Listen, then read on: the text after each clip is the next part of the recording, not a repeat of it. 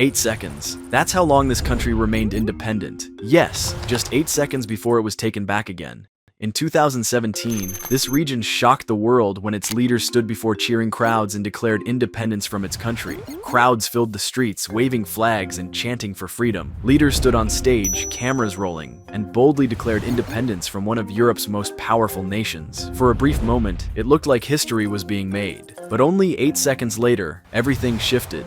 The leader paused, choosing to negotiate instead of pushing forward.